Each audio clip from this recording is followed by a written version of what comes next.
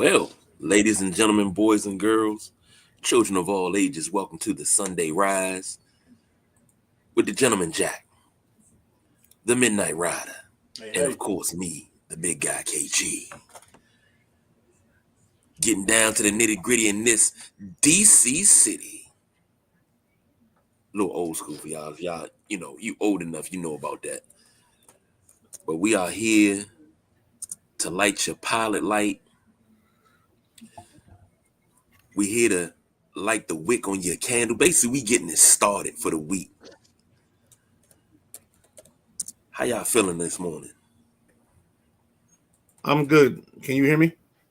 Yeah, we hear you. All right. All right, we're hearing you good. You looking good. What's up, fellas? What's going on, man? Before we get off in this thing, let me say this real quick, fellas. Gotta say this. The last couple of weeks, we've had an influx of new people come into the fold and, join the shows and things like that. We've had an influx of new people join the pages and comments and things like that. We've had such good viewings on our shows consistently. That's why we're the consistently consistent podcast. And I just wanted to thank everybody that has liked, shared, comment, subscribed, everything. I'm happy. I'm thankful. I tell Amen. everybody, I said, man, in the early days, we only wish for things like this. We only wish for engagement like this. So I want to tell everybody, thank you. Appreciate it. You are greatly appreciated. And I hope to continue to see everything grow. Well, you fellas know how I say it, right? Right?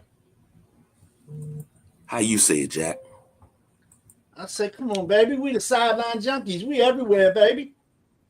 That's what's up. Everywhere, baby. And that Look is on the true. bottom. We are Look on the bottom scroll. everywhere. We everywhere.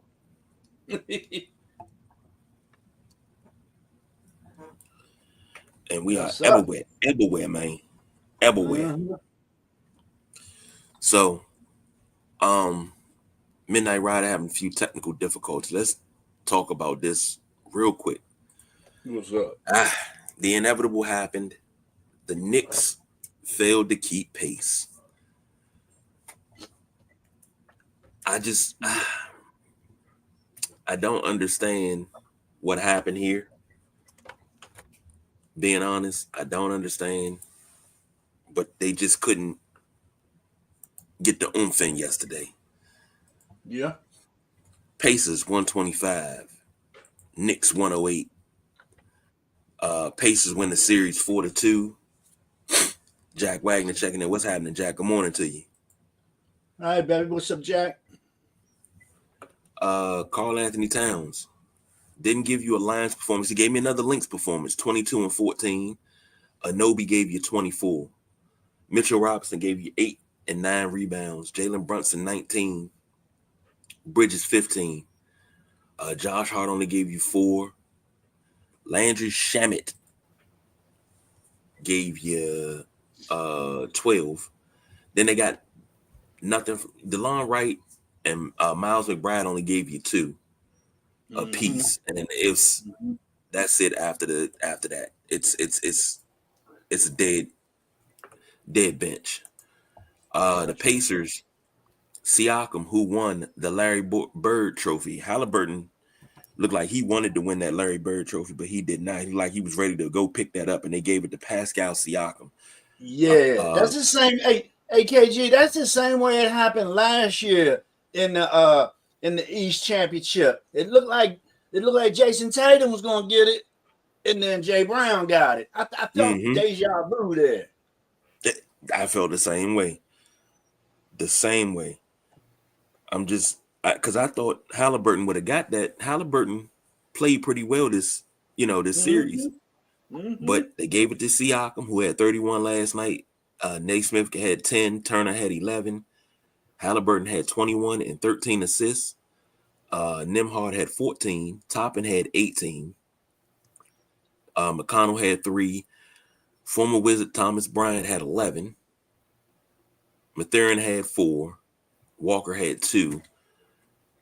As far as team stats go, this is going to be the tail of the tape. Here's why the Knicks lost.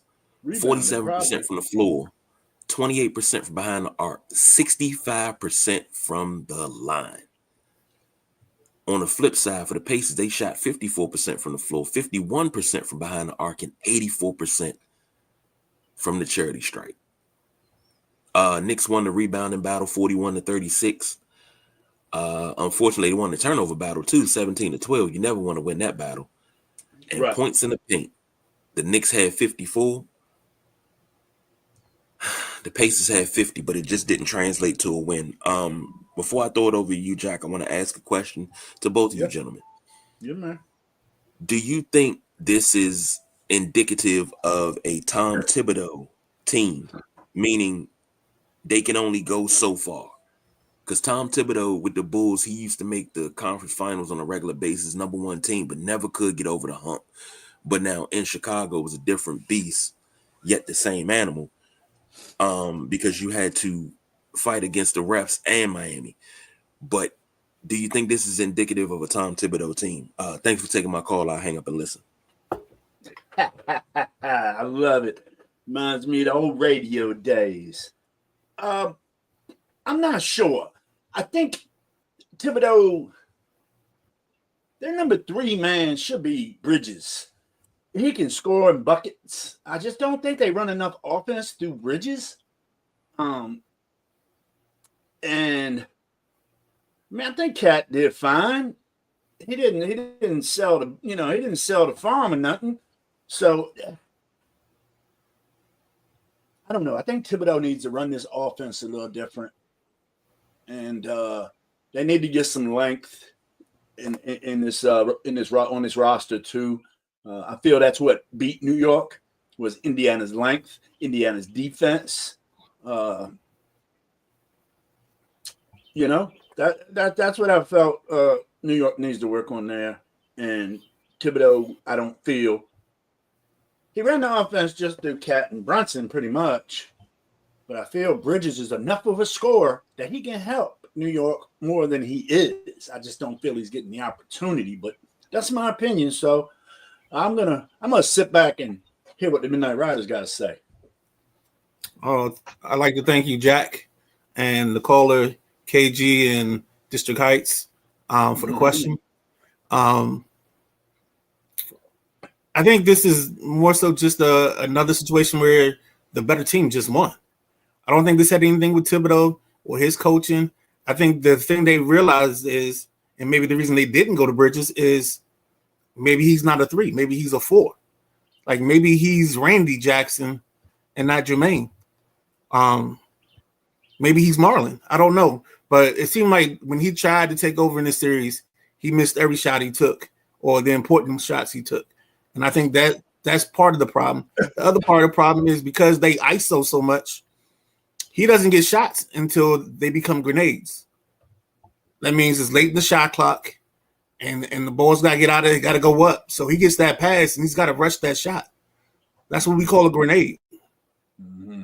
And I think that's what he gets. He gets a lot of grenades for his 3-point shots instead of quality looks. I can see that.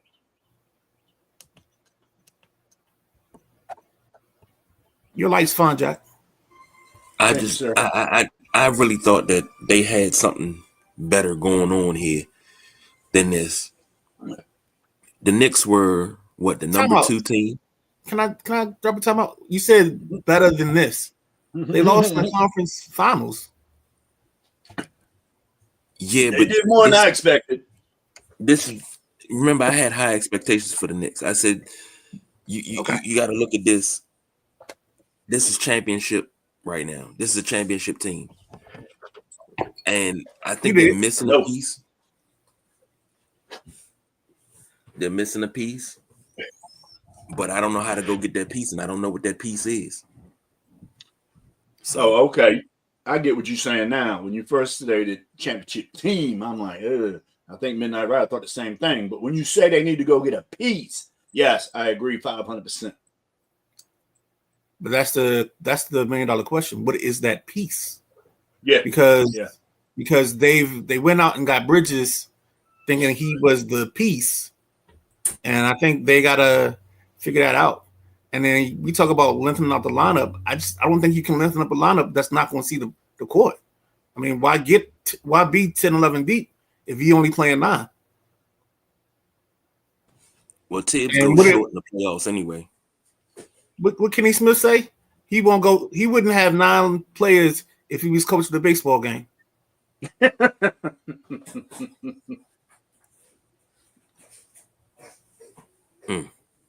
J-Dub said, in my opinion, a coach is only good as the pieces he's been given to play with. And I agree with that. You guys still got to move them pieces on that chessboard, Jack. You're a chess player. You know what's up. Still got to move them chess pieces in position. Here's a question. What's next for New York and Minnesota? Yo, that's a great question. Was that one of the... Oh, that is one of the banners. Sorry, man. In the middle of the night, creativity sometimes makes me forget what I put on the thing. Yeah. So I think that's a great segue that I ruined, but I think New York has to figure out. I think New York has to figure out what it wants to be. I think you have a nice little backup point guard situation going. I think they got to find another bench piece to lengthen this lineup up from a standpoint of quality players, quality role players. I like Mitchell Robinson. I actually would have loved to see him be here in DC, just because of the way he jumps. He's an athletic big. So that's how I feel about Minnesota. I think Minnesota's got to find a better too. They got to find a better Robin. Their Robin can't be Julius Randle.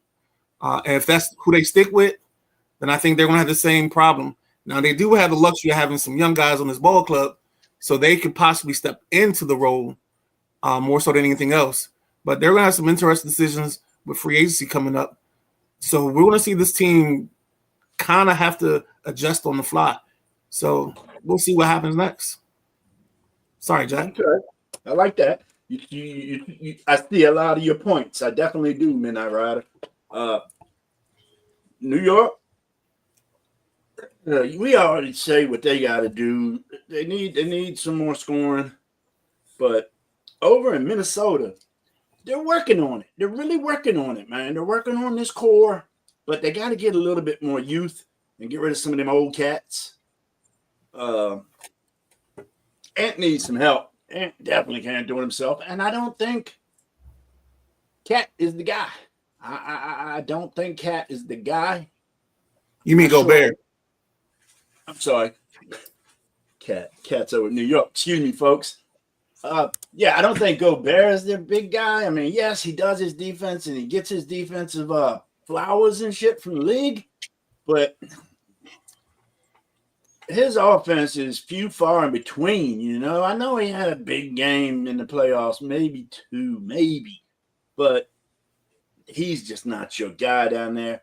And you get a young, fast centers, quick centers like Holmgren. He's not really a center. He's a 4, but he's down low where Gobert is at. And Turner, them guys, they just eat Gobert up. And I think that's what happened in the Minnesota matchup is OKC's bigs were too much for Minnesota's bigs. So I think Minnesota needs to get a little bit of youth, some young bigs to help SGA. And Minnesota's going to, continue to be a thorn in somebody's side for looks like a couple seasons, seasons to come. So if they continue building the way they are, I think we'll see some ripples in the water from Minnesota in the future. That's what I got on it. Now, here's the thing with Minnesota. Minnesota was touted as the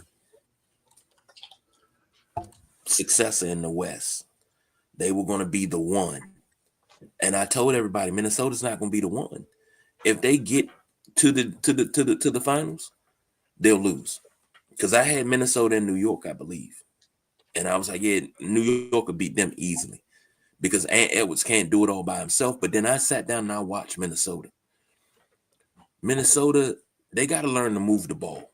Stop trying to play one-on-one ball and move the ball. Mm. You gonna need a bully in the middle. They need a bully. Gobert is not a bully. He's more of a finesse big, but he got to at least, with his defense, you got to at least give me some Mutombo numbers, man. With 7 to 8 blocks, maybe 10 blocks, I still need 15, 20 rebounds out of you. Mm-hmm. I still need maybe 15 points out of you. I need 15, no less than 15, 10, and 5. And that's the 5 is the blocks. That's what I need from you on a nightly basis. That's it. Mm-hmm. Your defensive presence is enough on the defensive end, so you're gonna get the blocks. Gobert has to earn that contract. Yeah. And if you're gonna play finesse on the offensive end, get buckets. Because I know Gobert can score. I seen him in the Olympics. I seen him with the French team. He can fucking score. Yeah. It wasn't really Cat I was talking about. I'm sorry. It wasn't really Cat I was talking about, right? It was Towns. No. Who? Randall. Julius Randall. That's who I was talking of. Needs to step his game up or let him roll. Because his game has been the same for the last 10 years in basketball. Ever since he left Kentucky. So it's changed a little bit. He shoots more threes now. Yeah, that's the only change. So them spots in that left are still the same. But that's who I was speaking of earlier when I was saying Cat. I meant Randall, not Gobert. Gobert needs to go too. But yeah, they got to retool their big men. And sorry for cutting you off, KG. It just popped in my mind. That's all good. As far as New York, like I said before, needs that piece. They need somebody else. J-Dub said something. And he said the Knicks need to pick up KD. No. Mm-mm. Because out of 82 games, KD may play 60. But I'll tell you, it's not a out of the realm possibility because I've heard rumors that KD is linked to 2 teams in the East. And one of them is New York. And the other one blew my mind. The other one's Boston. Talking about giving up Porzingis. Drew Holiday. JB and Giroux. Yep. And that would make Peyton Pritchard a starter next year. And I think he can handle that role of a starter for the current world champion Boston Celtics. I think he can. So I think we're definitely going to see a retooled Boston team next year without Jason Tatum. Man, if KD comes to Boston, shit. The other team rumored is the Minnesota Timberwolves. Yes. I did hear that. And J-Dub said, in my opinion, Minnesota should have gotten rid of Rudy Gobert before Cat. They had just got Gobert. They got Gobert from Utah. Yeah. I think he was their backup plan. You know what I'm saying? They signed him because they kind of knew they was moving Cat. So, I mean, it's a lot of work to be done. And now you got the Pacers versus Thunder for the finals. That starts on the 5th, which is Thursday. And that starts in OKC. And that is a 2-2-1-1-1 series. No 2-3-2 anymore. It's 2-1-1-1. 2-2-1-1-1-1. Maybe too many ones in there, but still. We get the gist, dog. We good. Gotcha. I don't like it. Uh-oh. It should be 2-2-2-1. What? See, here y'all go with that Bladensburg math again. God damn. 2-2-2-1. That's 7. Yeah, but why? So you gonna play 2 Carol? home teams? What's up, Carol? 2 is 1 is 7. But it doesn't make sense because it means the game 7 is the road game. The team. Oh, you have it in 2-2-1-1-1. That's how it used to be. That's how it is. Yeah, it is. No, but you said y'all killing me this morning. The morning started all crazy, man. I'm not hearing things right, okay? Oh man. We gotta take you back to the toast this morning and start it all over, man. Don't. J-Dub said Rudy gives you zero defense. Zero offense. Rudy can give you offense. He can, but he can, but he just doesn't. I don't know what that is. Because he doesn't. But previewing the Pacers. Go ahead, Jack. If he did get on a little offensive streak, I think it'd be pretty easy to defend and shut it down. You know, it's not like he's fading away. Most of his points are dunking and rebound. You know, offensive rebounds. That's most of Rudy's points. So yeah, he. But that's what his teammates tell him.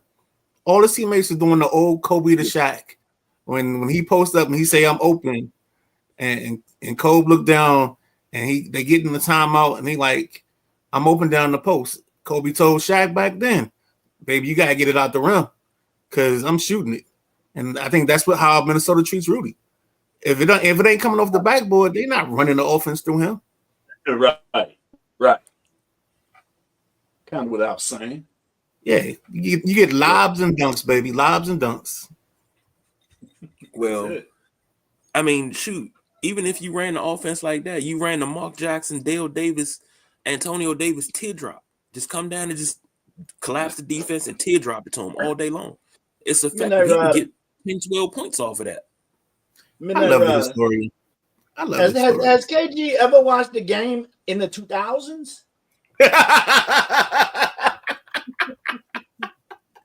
I think that was 2001. Then you can come up with some stuff, and then KG will go back to 78 on it. I love it. Well, that's because the game ain't played the same no more. It's played different. Agreed. That's why I love hearing it from you, brother. I know it's coming too. I sit here and wait for it sometimes.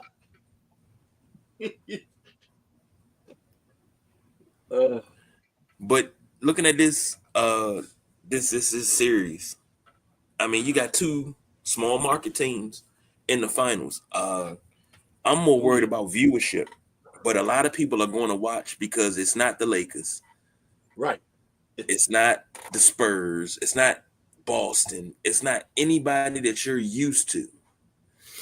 And to be quite honest, this is the second time the Thunder have been in the finals.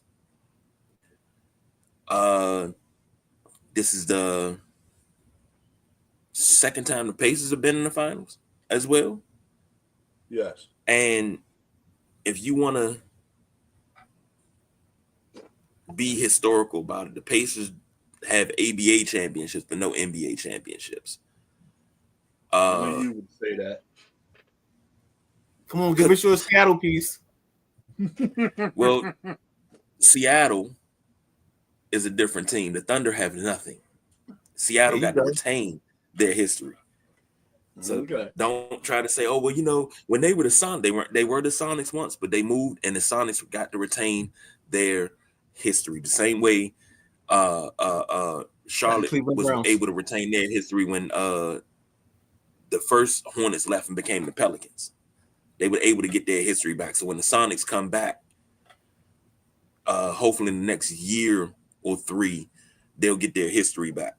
But I think this is going to be exciting. What do you gentlemen think about this whole series coming up? Go ahead, Jack. Shoot first. All right. No, I think it's going to be exciting. And as far as ratings go, you got new blood. You already said that, KG. You got new blood in this championship. Yeah, OKC was there, last year? No, year before. And I don't think it's going to affect the ratings at all. You got a fast-paced game. You got high-scoring teams. I think it's going to be great. But Indiana, they need to continue what they've been doing. Playing long, playing strong, playing defense, and scoring. Sometimes it looks like at will. They got to rebound better. I want to say for the whole series, Indy was out rebounded by New York, and they got to get on them offensive rebounds better because the offensive rebound, everybody knows what that does. Okay, you did what you did. You almost got, you didn't make them, you didn't allow them to score on the first shot, but now they got a second opportunity. Them second opportunities could hurt Indiana because OKC is big. They rebound well. Holmgren, Jay Will, both of them. D. Well, Hartenstein, he's good rebounder, shot blocker. If you can get that SGA, Jay Will, Holmgren, and Dort gets hot, Caruso is going to come out and just D up whoever he gets assigned to. I'm really, really happy to see Caruso having this much success in the playoffs at this point in his career because he's been a playoff player almost his whole life, man. So I want to give some flowers to OKC player Aaron Wiggins, a University of Maryland product. Go ahead, boy. Try to get yours, son. That's pretty awesome. Hey, can I jump in real quick? Yeah, you can. So on the Aaron Wiggins topic, he's also represented by a DC-based sports agency, and that's actually a guy that I'm trying to work on getting to be a guest on in the passenger seat. One of the partners in the group is this guy Michael Whitaker that I know. So while we're giving them flowers, let's also give a shout out to the local-based sports agency that he works with. Awesome to hear, man. Yeah, I saw an article. I think it was in the Post the other day that was talking about Wiggins, and that's pretty good, pretty cool. I myself am rooting for Indiana because through this whole playoffs and me doing my picks and selections, hell, Indiana and OKC are the only teams I got right. I got Indiana right early in the second round, beating Cleveland. I picked that from jump. And then I got OKC in the championship as I picked off jump. But yeah, I didn't think Indy would make it to the championship. But the way they're playing like a team that can win this. And I'm going to be pulling for them, man. I'm not knocking SGA and the rest of the young Thunder players.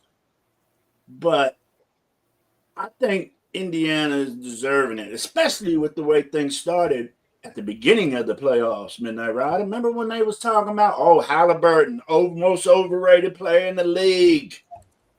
Mm-hmm. But they ain't saying that now. So I'm in Halliburton's corner because of what was said at the beginning of the playoffs at the end of the season. So go Pacers, man. That's what I think is going to happen. Is OKC probably the better, faster scoring team? Yeah, but I think the defense over at Indy is going to be the difference. So I take the Pacers in this matchup, guys. What you got, Midnight Rider? I question the will of the ball handlers for the Indiana Pacers. They're going to have to be strong-minded. They're going to be strong-willed, and they're going to have to be persistent because the way the OKC defense comes at you in waves and the way they move as a connected piece is crazy to me. And I think honestly that's the storyline for me. Can Indiana get the basketball up and down the court turnover free? Because if they're not, this is over. We can put the baby out with the bathwater. We can give them a nod and shake their hands and be gentlemen about it and let them go out 4-1. But OKC has this gear, especially at home in the third quarter. I don't know what it is. I don't know why it is, but they get going and they get going quick. And it's one of those games. It's like you just like I sat here and I caught myself doing it. I was like, oh, this is nice. Yeah, okay. So what? They up 8 and look down the score thing and it's like they up 16. It's like, wait a second, huh? You look again, they up 20, 22. And it's just like, all right, where is this coming from? How's it happening so quickly? Part of that is just their offensive efficiency. I love that how they do. I love how them being for all, like one for all and all for one. I love how it's their thing and it's not like some bullshit you selling me. You're not peeing on my leg telling me it's raining outside. You know what I'm saying? Like they live this one for all. I saw SGA do an interview the other day, and all the guys were in the chairs behind them. I love that. I love that whole thing that they do because it tells me that they know when it gets tough. They know what the other person's going to do. That person got your back. And that's a tough situation for you to play against. When a team has a will, because they know everybody else is going to fight just as hard, and you don't want to let that person down. We talk about it all the time in sports, but this is a reality. And I got, if you can't tell by that, I got OKC in this. I'm going to say 5. Oh, okay. I didn't put my number down. I was going to say 7. That would be awesome if this goes 7. That would be badass. Oh, and to jump back on something that you and KG was talking about, the viewership part. I think it's going to be simple. I think if people love up-tempo basketball, I think this series has 1 or 2 games to capture the viewership. And if people don't like the entertainment or if it gets ugly, I think you're going to lose the viewers for games 3 and 4. And that's why your numbers going to drop.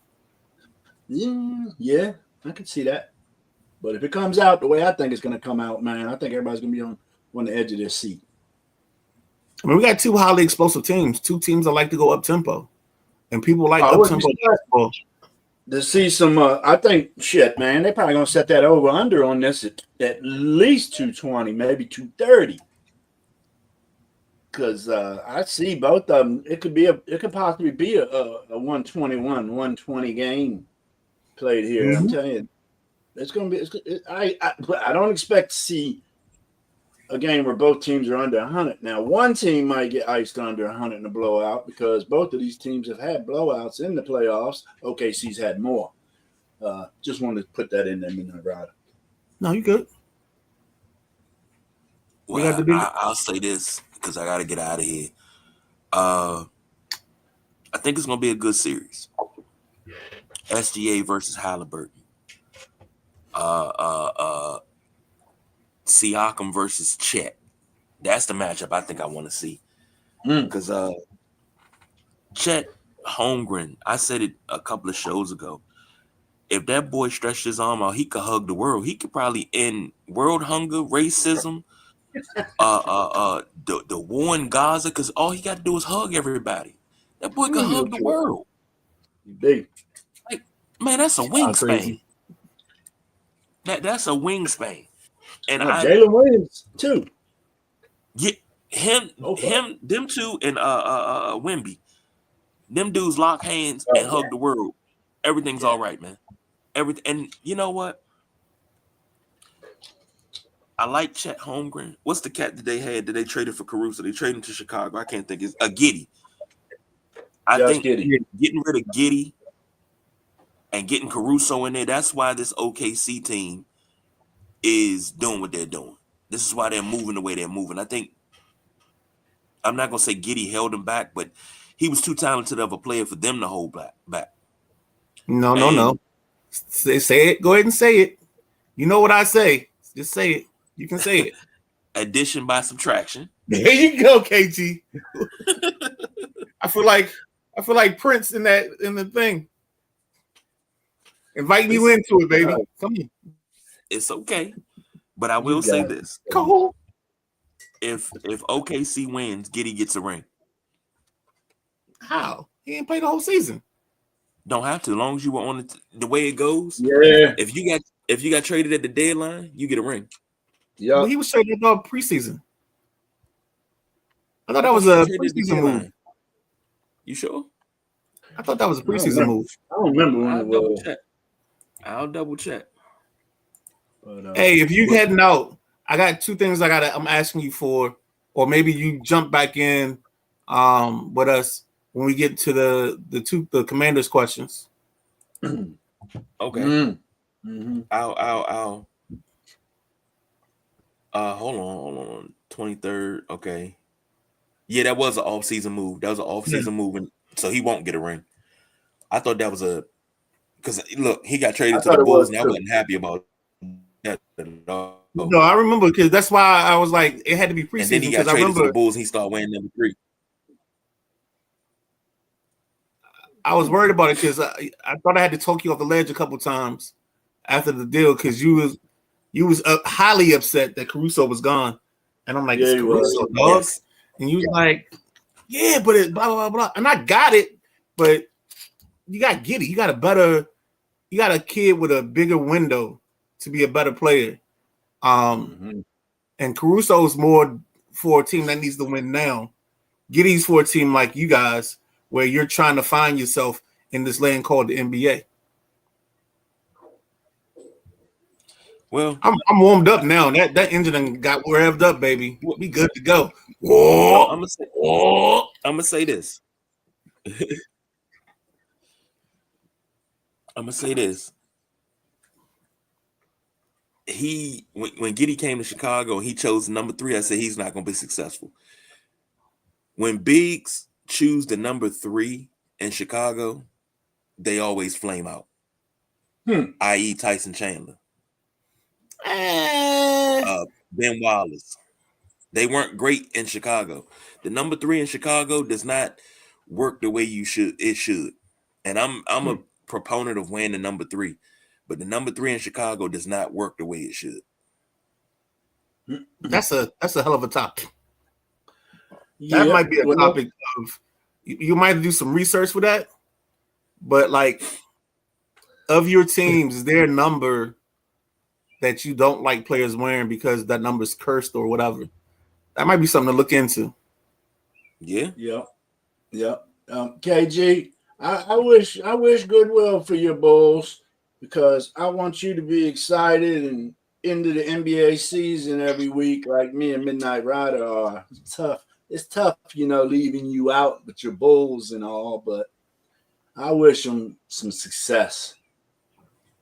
I mean, you always got that one friend that the team isn't that good. You got to just, what? We got to do like Chet Holmgren, Wemby, whatever. Me and Jack, our wingspan ain't that big, but maybe we can just put our arms around KG and make him feel better about liking basketball. Come here, KG.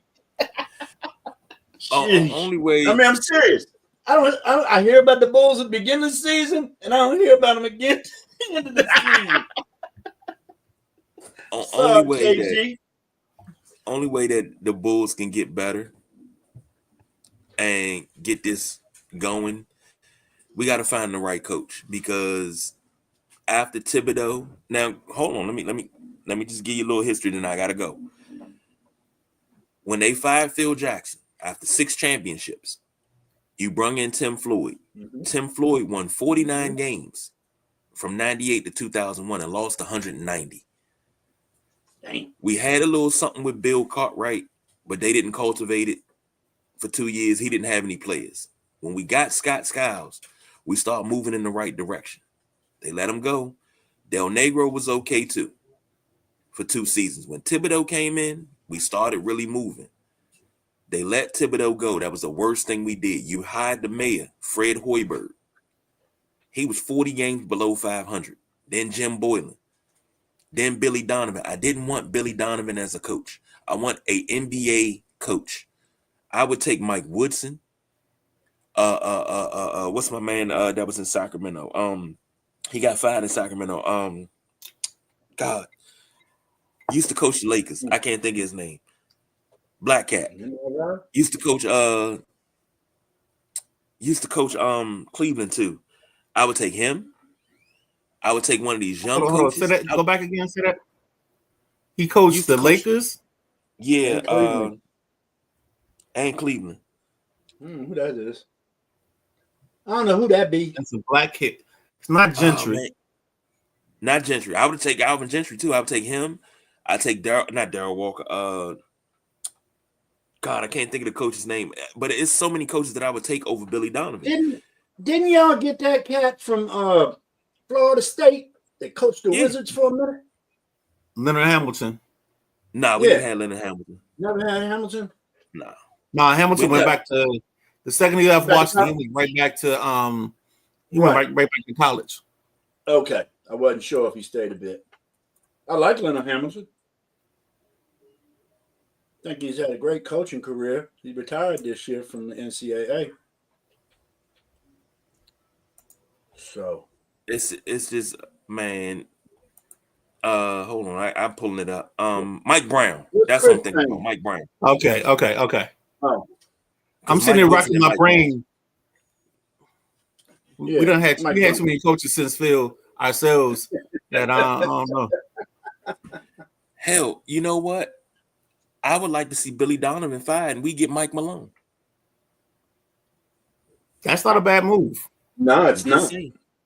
It's not. Malone gonna latch on somewhere, but he did do damn good on his TV debut. I was watching that game. Brown did great as a. Now I'm gonna throw a name out there, and I'm gonna leave it alone. If we can't get anybody, call Dick Motta. Dick Motta will turn us around. There you go. Back to the 70s. Isn't Dick Motta dead? No, Dick Motta is still alive and well. Oh, okay, I'm just curious. He gotta be late 80s. No, Dick Motta's 93. God dang. Yeah, and he used to coach the Bulls too. He used to coach the Bulls back in the late 60s, early 70s. Right, I'd take Hubie Brown right now. I knew it. No. It was two names I was waiting for. Hubie was one, and there's another one. I don't know. Oh, you don't know the other name?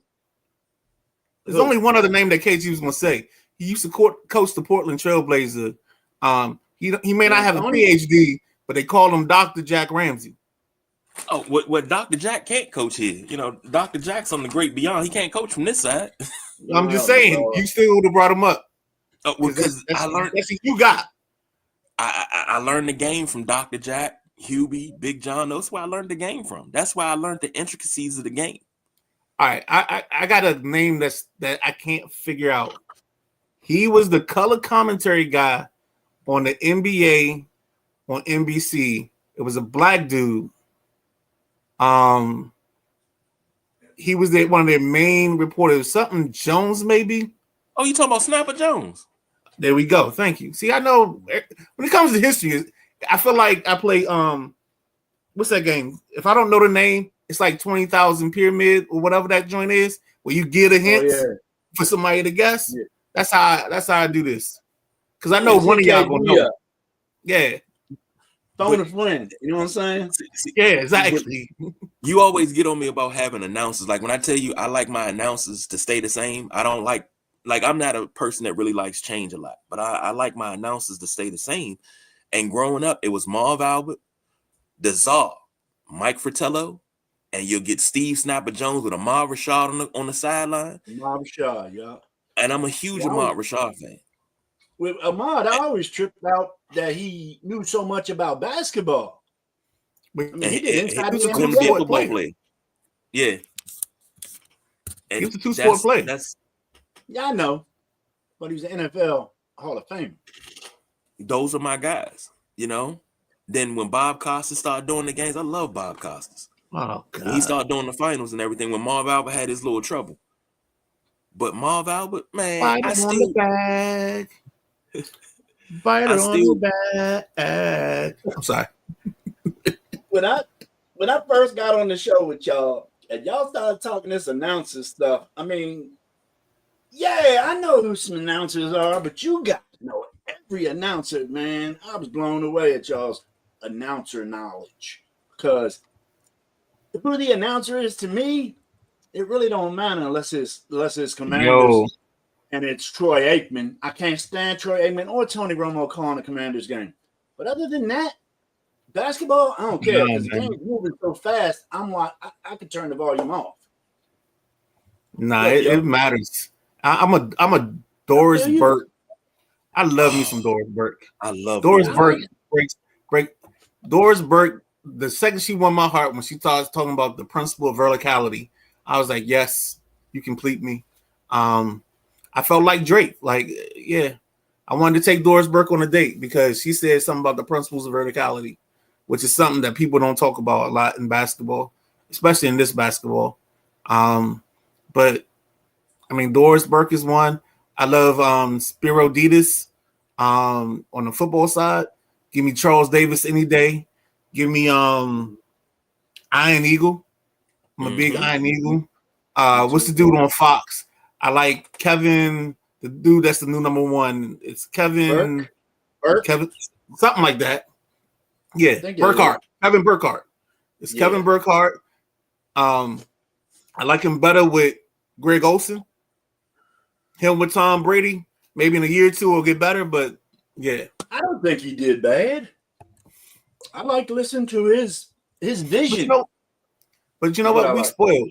We are spoiled here in DC. DC, I think we have probably the best on two stations. We have the best radio lineups that you can have. I'm not a big Sheehan fan, but even still, Sheehan to Chris Russell to Craig Hoffman, and if you don't watch or listen to a whole lot of Hoffman, he's got a couple of segments that are on point. I actually listen to him on my way home because it's like after his show goes off, so I like get certain spots.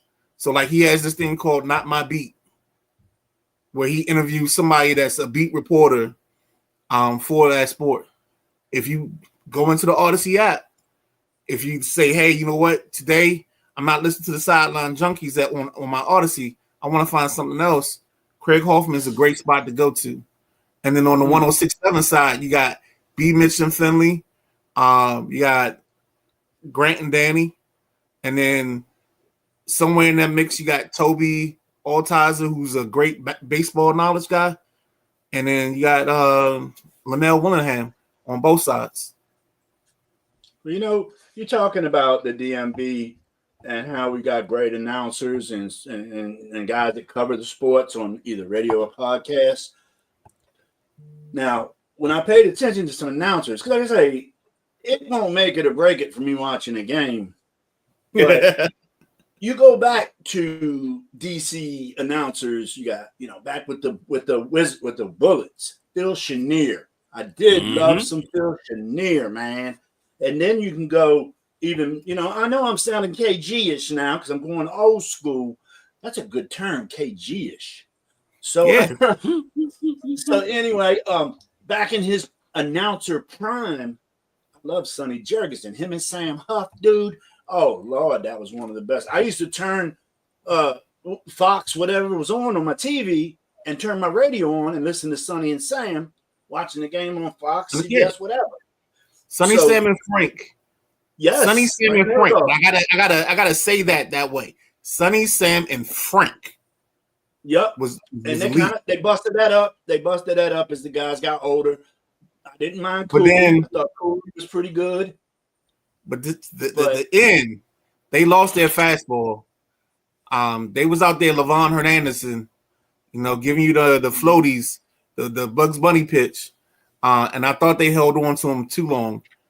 I thought they should have just said, hey, it's been real, but we want to thank you for your service and dedication, but we got to go in a new direction.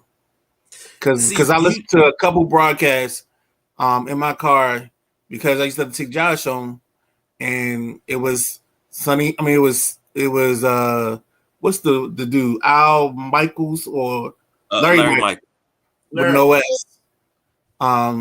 Larry Michaels with no S. That's Fred Snoose. Sam and Frank. I mean, Sam and Sonny, and some of those games at the end was tough. Mm-hmm. Well, I'm gonna say this. Let me just end off with one. Hold that thought, KG. Let me end off my last guy I was going to talk about from the DMV. That is just an exciting, caused an exciting game, and that's over in College Park. Your man Johnny Holiday. Now, if you don't get amped up, listen to Johnny Holiday in some Maryland games, dude. Especially in his prime. Johnny Holiday, Chris Nockey when he does it. Yes, and Rich Vosky on the hill. Yes, that's what I feel when I think of DC sportscasters and calling the games. I think of them three. them three platforms. You know, Johnny Holiday's, the Wizards with Chenier, and the Skins with what was it? What was it? Midnight Rider. Give me the whole 3-piece. Sonny Sam and Frank. Sonny Sam and Frank with the Skins. So that's what I loved about DMV sportscasters was them. They just kept it right, and I don't feel it's the same as them nowadays. Go ahead, KG. Now I'm gonna say this. You talk about You can suck KG back in. I loved Sonny up until he retired, because Sonny was like, we need a turnover right here.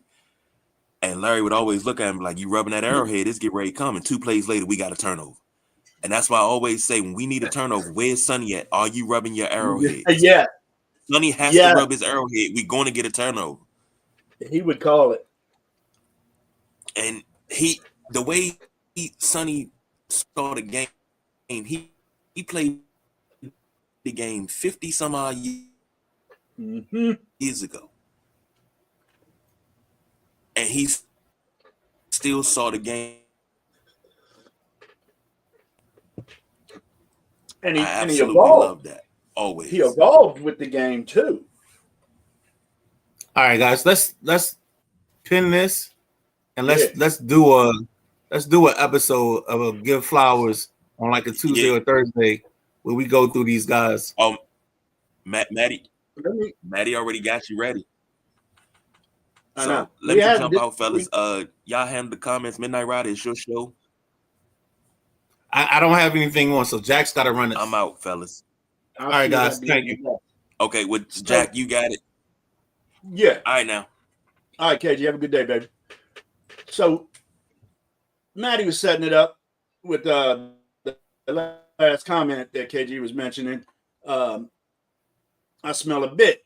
That is pinned on my board. We've pinned this like 3 times, haven't we, Midnight Rider? Probably so. But I know Maddie's gonna actually get into it. I mean, if a man has a list of national anthem singers, he's probably got a play-by-play voice top 10 somewhere in his life. So I can't get mad at him. But I love it. I think DC is spoiled because we have, whether it's John Walton that does the Capitals, whether it's Charlie Slows, and I can't think of the other guy that does the Nationals. We have some great voices. Joe Beninati, Locker. We have great voices in this city.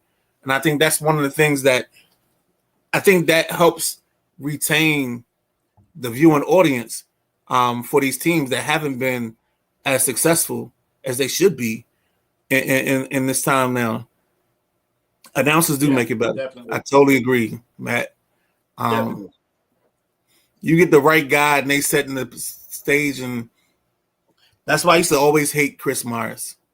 I can't stand Chris Myers could have Jesus next to him, and I still would hate the broadcast because I gotta hear Chris Myers and his 82 mistakes. And the one we used to always get stuck with was Dick Stockton on the back down in his career. Dick Stockton early when he had hair, and right when he met Leslie Visser, he was nice.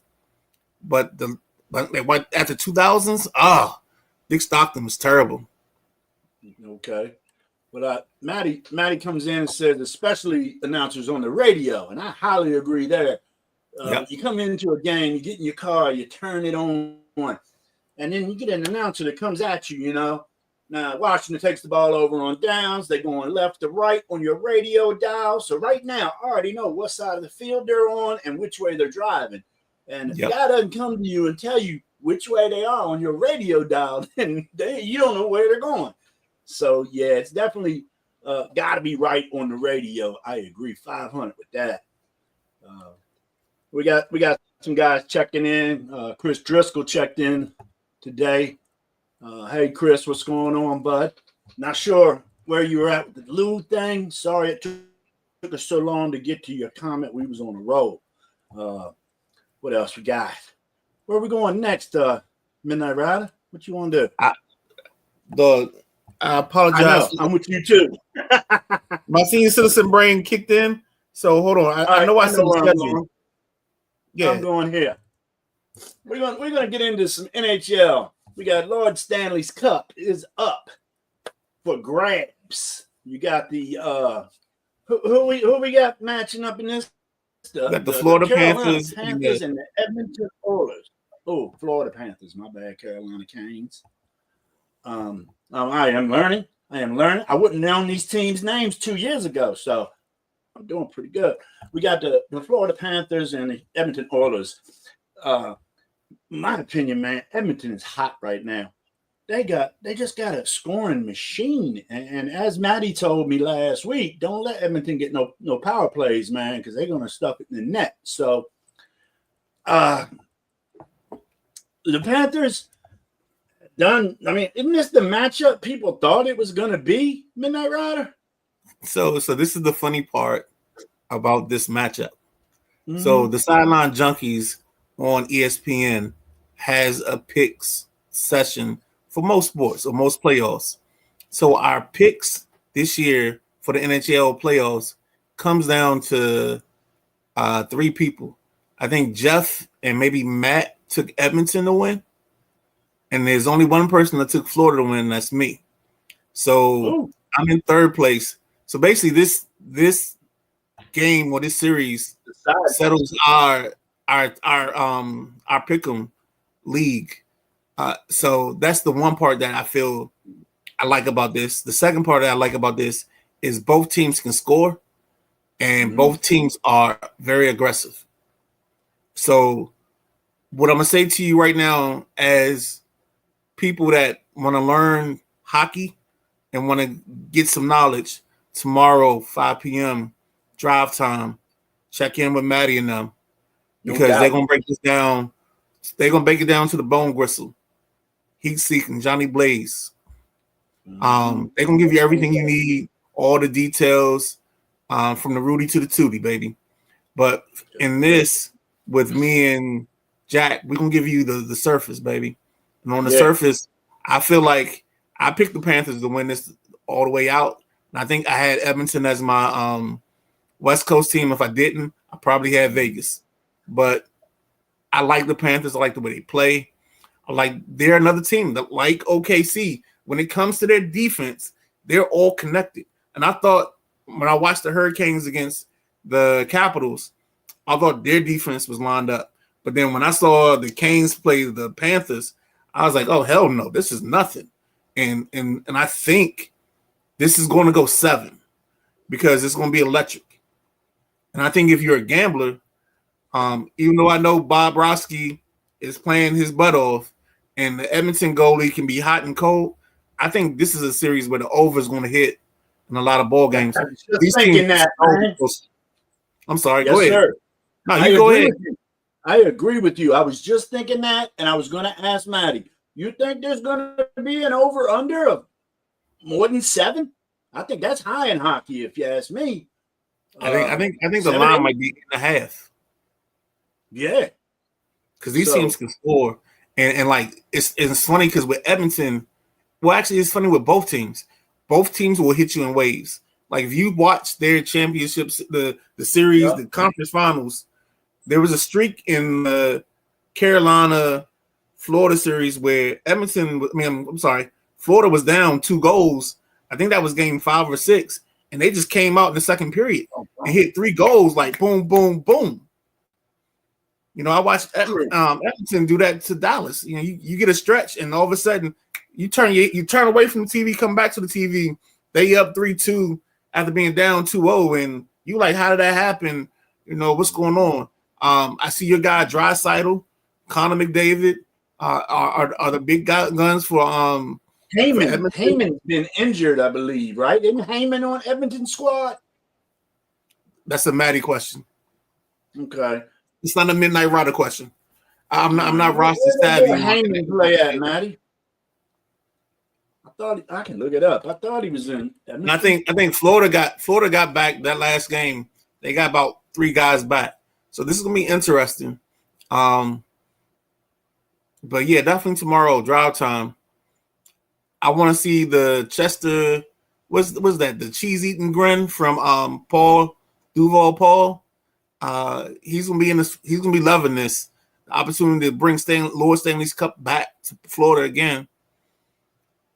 There's some people that love Canada and want to see the Cup go back to Canada. So you want to have Edmonton, but I think this is a 7-game series. I'm gonna leave my knowledge there. What you got, Jack? If you got anything to follow up. Did you muted yourself? Somehow you muted yourself. We ain't done that in a while. You haven't. Now you was on the street. You monster. So I think I'd love to see it go 7. And I'd love to see, as I said earlier, the NBA championship go 7, man, because this is the end of my sports time. I mean, I love baseball, don't get me wrong, but man, in the middle of an NBA season and an NFL season, that's just my speed. That's my wheelhouse. So I want both of them to go 7, both finals. I think Edmonton's going to take it. Since the Caps got knocked out, Edmonton's been my dogs. Used to love Edmonton back in the 90s, I think it was. Maybe even, it was the 90s, I believe, when Gretzky was there. So I'm going Edmonton on this Midnight Rider. And as he said earlier, tune in to the Sideline Junkies Podcast Network tomorrow. You can find them everywhere you're finding us right now.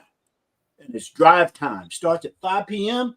So if you're heading home from work, throw that on Odyssey or Spotify. Listen to it in your car.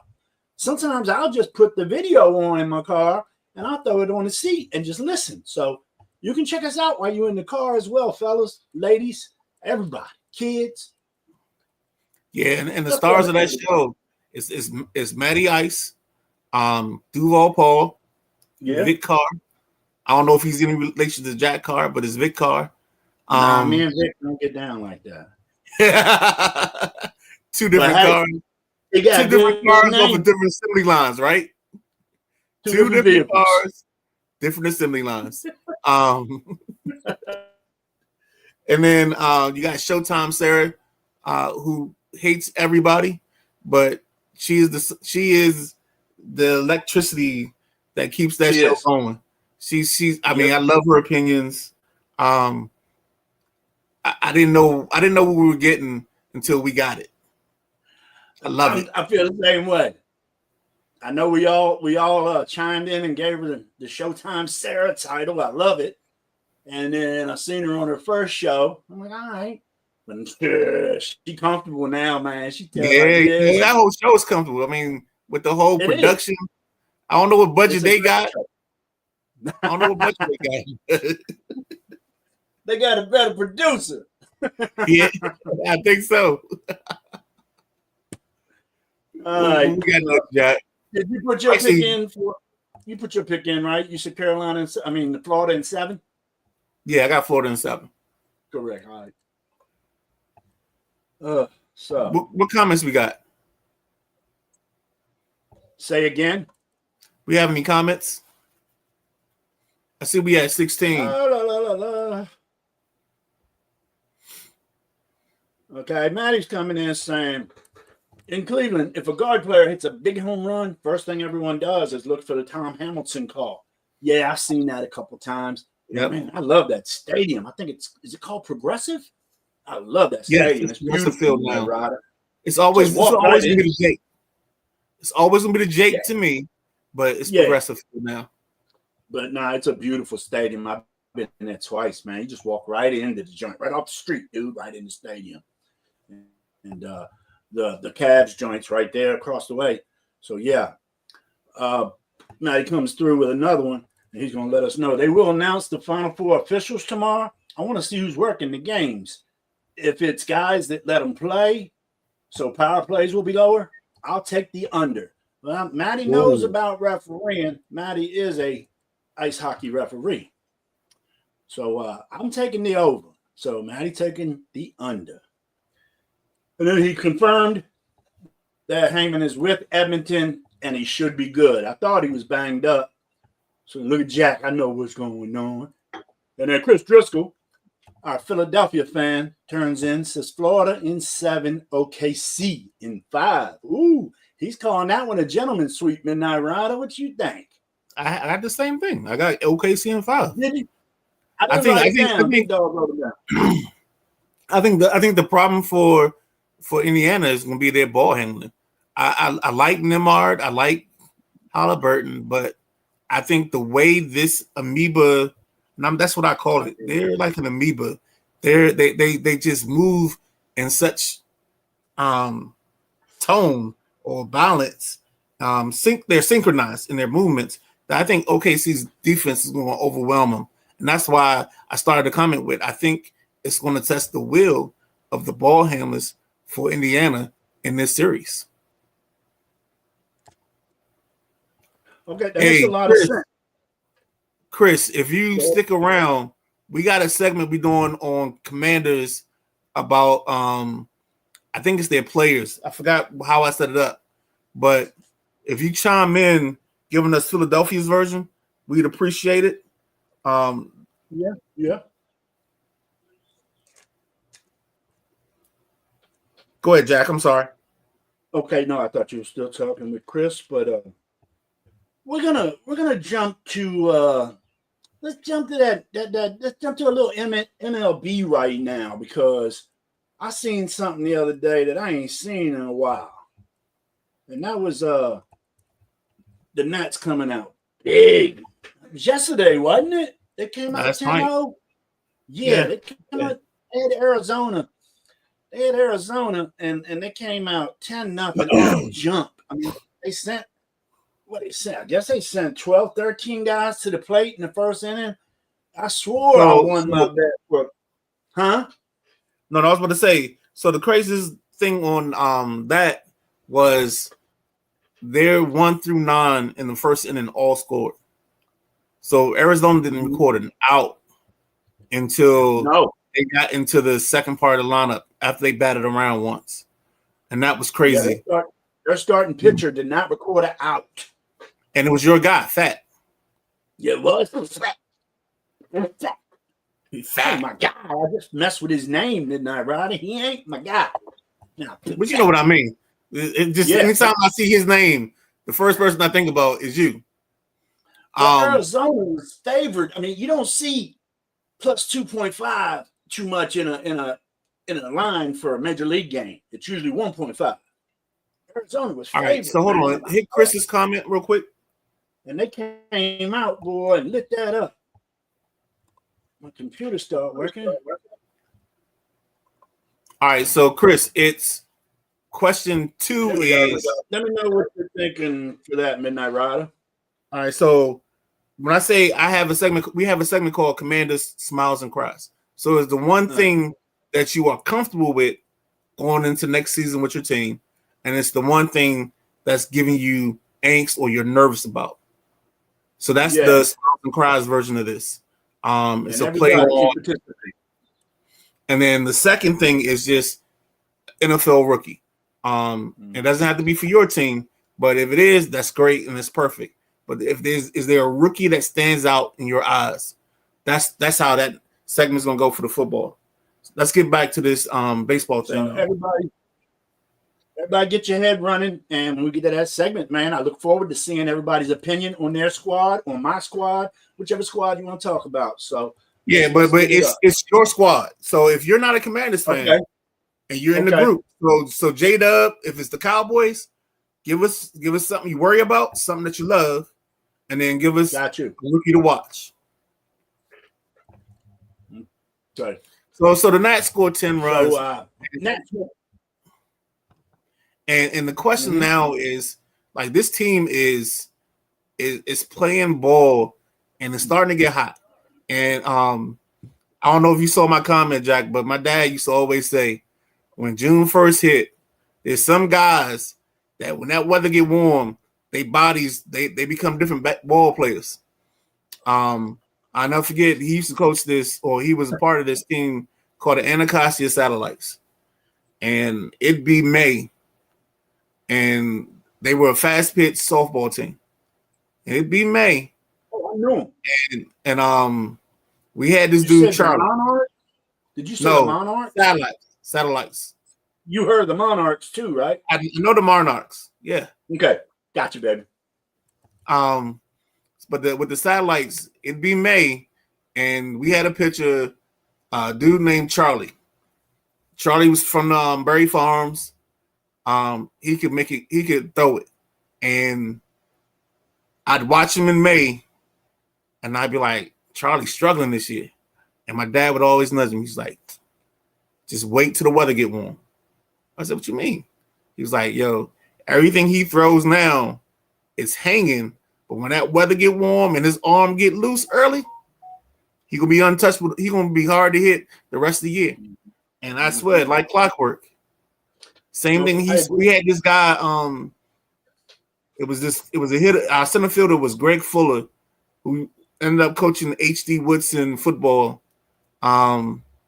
He was another guy. Like his bat wouldn't get going until after June 1st. And when I watched this team, if you haven't noticed, the last 3 nights, Josh Bell has hit home runs each of the last 3 nights on this team or had big hits. His bat's starting to come around. And I think the Nats are going to have questions and problems because these 2 young kids they brought up, Robert Hassel and Dylan Lau, they've been hitting the whole time. And I actually think it gives them a better lineup right now. So I don't know how long Cruz and company are going to be out, but I think one of those guys have to stick. I don't know who the guy is, but I don't know if it's Hassel or Lau, but one of them will have to stay. And when Jacob Young comes back or and Dylan Cruz, I think Jacob Young is going to have to be the 4th outfielder. And you have to just tell Alex Cole it's been real. Yeah, you need Cruz back. I think Cruz plays center. Hassel plays right. And that's your lineup. Because Hassel's bat is so important right now that I think their last 4 games, that's not even I think I know because I made a note for myself. The last 4 games, the Nats have scored over 9 runs. 9 or more runs their last 4 ball games. Dang. The offense is picking up. I tell you, like we said earlier, man, there's been so many more crooked numbers up in the MLB nowadays. Yeah. Now we had some good numbers yesterday on the pitching side. Yeah. Well, the Aces threw yesterday, man. Yeah. Scooble will take a tough loss yesterday. I mean, he gave up 1 run. Yeah, he gave up 1 run, but the guy on the other side only gave up 1 hit. So that's correct. That's what Scooble needs. Scooble needs more offense, man. They just don't got it. And there was somebody. Man, I wish I had taken a picture of the screen. There was a guy. They posted like the pictures with the least amount of run support. And there was one of the guys from Detroit on that list, but it wasn't Scuba, it was somebody else. Maybe it was Job. I can't think of who it was. No, it was. I know who it was. It was Mitch Keller from Pittsburgh. Like he gets like 2 runs. You said it. Pittsburgh, shorty. They still got McCutcheon in the lineup. I love the man, but time to go, baby. They doing right by McCutcheon. The problem is this team. Y'all Pittsburgh. Go ahead. Good. No, finish your Pittsburgh thought because I'm going to change up. No, because I think if you're going to the next thing, it segues perfectly. You can go to the Ken thing. I got you. Let me talk. Go ahead. Well, Washington has, an ace coming up today. They got Burns throwing against them today, so I don't think you're going to see a 10-piece today. That's all I was going to throw on that. I think so, but I still like what these kids are doing, man. Like they're doing stuff that we talk about. We talk about hitting the ball the other way.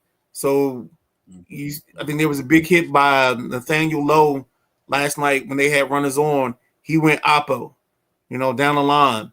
They're starting. I mean, they're just hitting the baseball in spaces where early in the year they were hitting into outs. Now they're hitting into base hits. They're getting the hits they want. Everybody go oppo, but Wood.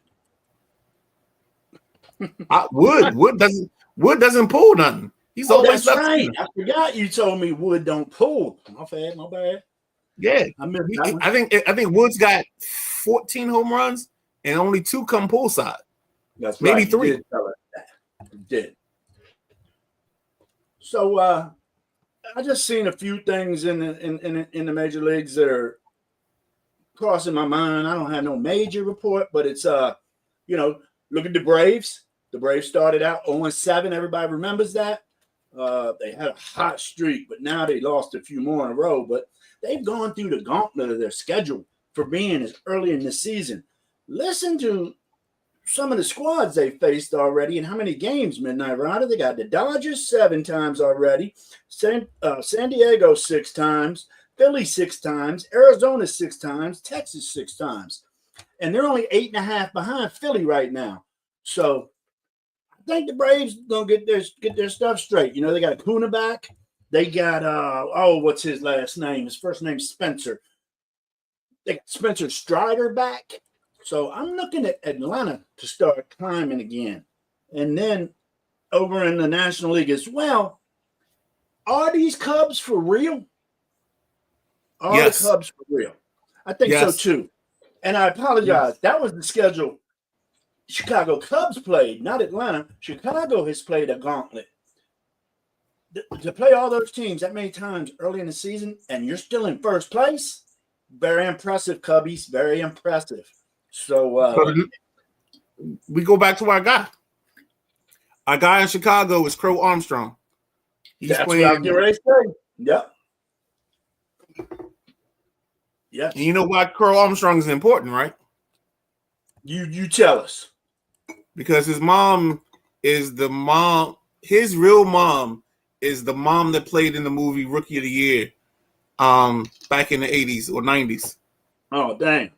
I thought you was gonna tell me she played in League of Their Own or something, like she was a baller. Nah, she was just the mom of a kid in the movie. The kid that got his arm messed up. Can't even think of that kid's name in the movie, but yeah. All right, I'll check it out. But you naming Pete Crow Armstrong at the Cubs, yes sir. He needs some flowers. Give him some love. James Wood at Washington, give him some love. Jacob Wilson in Oakland, give him some love. These young boys is balling. Oh. You got some additions? Cal Raleigh, Seattle catcher. He's the first catcher to get 20 home runs before the end of June, before the beginning of June. Is that right? Yeah. I mean, Raleigh's got a few years on him. He's not a young buck. Aaron Judge is killing it. Judge is still hitting the high 380, 300s. 390, I think. Again, we talk about the weather turning. I'd keep an eye on Soto right now because the weather's turned. And he just popped a couple. Yeah. Yeah. Well, you said something about the weather. And there was always players that came up here from, say, Miami or the Florida Marlins in April and May. They don't like wearing them turtlenecks and 2 pairs of batting gloves, man. And I remember, I used to play in an icebreaker tournament back in the day when I was playing, and that's in March. And I mean, we had them flames you put on a damn propane tank, them little heater jumps. We had them in the dugout. I was playing with snow gloves on, man. Dude. I think I went 0 for that tournament, dude. So, yeah, I understand that the guys waiting on that weather to break, man. Your body not comfortable, your mind's not comfortable, but, Barry Bonds used to. Go ahead. I was playing my senior year in high school. We played at Friendly. And I had whatever my winter coat was, I was rocking my winter coat at bat. Back in the day. I mean, it was freezing. Yeah, no, I did that. I put got my a hoodie double. under my uniform. I got a double, but yeah. I think I'm 0 for cold, Midnight Rider. I think I was 0 for cold.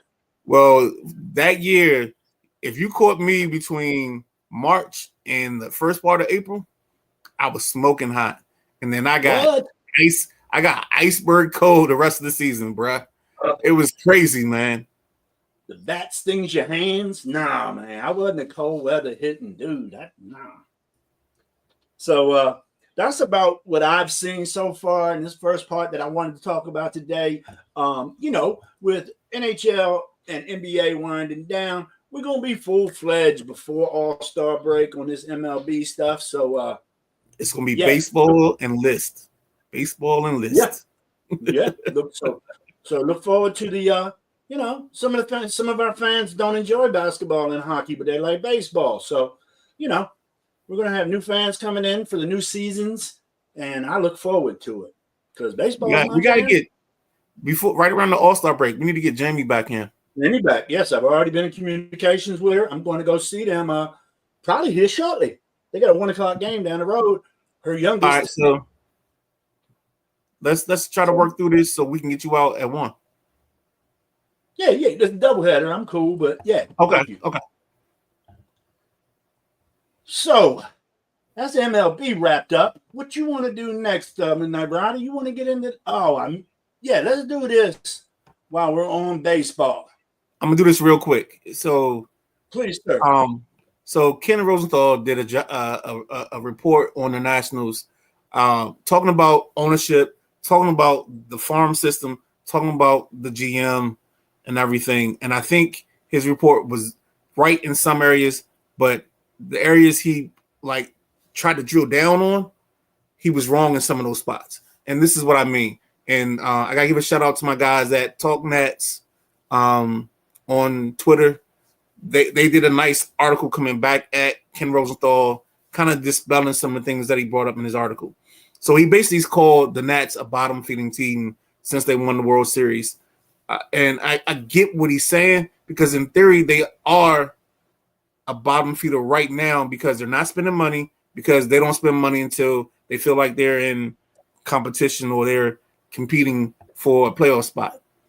He's right because they haven't re-signed their players during a certain stretch, and that's kind of twofold, because I think Juan Soto wanted to go to the highest bidder no matter what the situation was. I think they failed to sign Trey Turner because I think they could have kept Trey, but Scherzer and everybody else was going to go out the door. And I felt like they had a one or the other situation with Strasburg.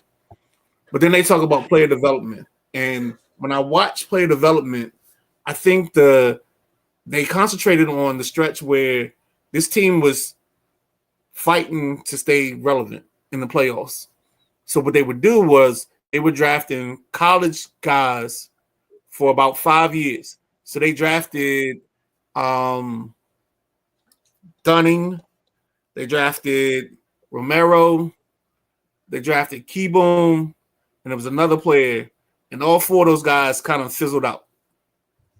But what the article that Rosenthal made didn't tell you about was the guys that the Nats gave up in that stretch to keep themselves competitive.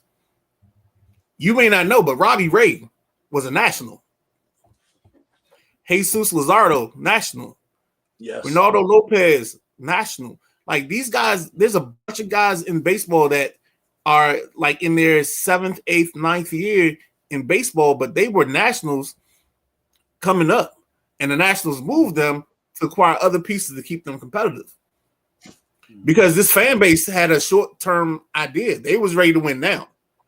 And so that's the difference. And now if you look at the farm system, if you look at the Nats this week, you see Dylan Lau, you see Robert Hassel, you see Brady House is killing the AAA. They've got a young pitcher, Tyler Sakura. Like they have the players. And even before now, if you go back to when Soto came up, Soto wasn't even supposed to be the guy that came up. It was supposed to be Robles, but Robles broke his arm. So, like, the fact that they tried to pin this on poor player development was a mistake. And I think it was poor reporting, because this team has developed players. They've developed some of them second-tier guys, but the problem is a lot of those guys that they developed, they traded because they wanted something else. And then if you talk on the other side, when they signed vets and the players they got back from the vets, you got a Tanner Roark from a deal you made early on. You got a DJ Hurst from a trade you made. So there are guys that are playing and they're playing well for you, or maybe they're hurt right now, but you have players and acquired players in this process. I think they've gotten better and spent more money now to get some of the other stuff, like for the pitchers, the R&D and all that. But that's really all I wanted to say on that. It's just, I think Rosenthal's point and the place that we should be scared is Are they going to be able to sign these guys that we have as future players? Can we sign them? Can we sign a James Wood? Can we sign a CJ Abrams? Can we sign, or are we just becoming? Because if we don't, then his article is true, and we are the Pittsburgh Pirates, the Florida Marlins, because we're just feeding players to other teams. That's all it was. MLB. Yes. Turn into an MLB factory. Yep. Yeah, no, I wanted you to get into that because that's your squad, that's your topic, and I didn't know a lot of that. So, thanks for the knowledge on the Nats and what's going on with Rosenthal. Yes, sir. Next, I want to jump on over to. We're gonna jump first. Let's go NFL preview. What rookies excite you, Midnight Rider? There's a bunch of them out there supposed to make waves this year. What rookies you got your eye on? You want me to make you happy now, or you want me to wait? Don't say my guy, because I got my guy right, chump. Go ahead. I say your guy now. You finally feeling it? Jackson Dart. I can't wait. I cannot wait. The Giants they're gonna be middle of the pack at least. They had the best draft, man. They had an amazing draft. I look forward to seeing Jackson Dart perform over there. He's having a great little mini rookie camp right now. They can't stop talking about. So that's one of my guys. You got a guy?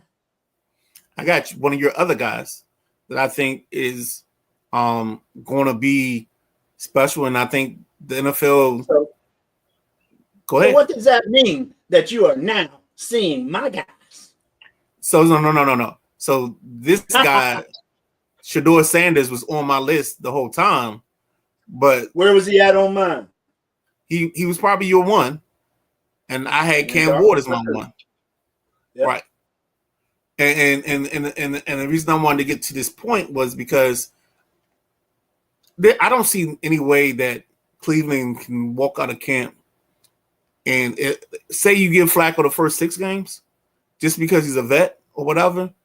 Maybe you don't have the running game to support it, but I don't see it. I think Shedeur should be the guy from day one because he's the best quarterback in that building, and you can't tell me any other way and any other kind of way. And he's not a 5th round pick, and that's why the whole time I said that, I said they had to collude. They had to be a room where they decided, hey, this is what we're going to do to this guy, and that's why they picked him in that spot.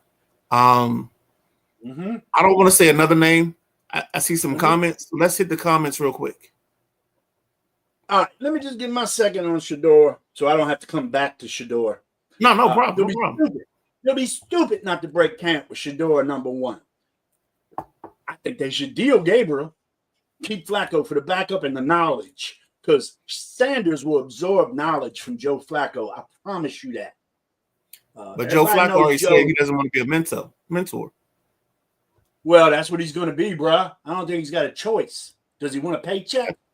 Because ain't nobody else going to hook him up. So, Cool Joe got to take it. And if you don't coach up your young quarterback who is probably going to be starting in front of you, then you're a piss poor teammate. And I don't see Flacco being that Midnight Rider from knowing him through his years in Baltimore. So, like I said, I almost put Blue Magic guarantee on this months ago. Shedeur Sanders is going to be the best quarterback out of this rookie class by far. That's real close. And then Jackson Dart's going to be right there too. I think both of those are going to be very successful career NFL quarterbacks. So let me go to the questions real quick since I went ahead and gave you my Shedeur thing. Woo! Chris wrote a book. All right, Chris, let me get this here best I can, brother. For Chris Driscoll's Super Bowl champ, Philadelphia Eagles, he feels confident about the offense. It's still intact. Glad they worked something out with Goddard. Yeah, that was a great move, locking him up. Helped me in fantasy quite a bit last year. Something concerning is his edge rush lost. They lost Josh Sweat, former Commander, in which I was upset for the Commanders to lose him. I would have got rid of Chase before I got rid of Sweat, but that's a whole nother story. Nah, you think about the wrong Sweat. Oh, this ain't the right Sweat?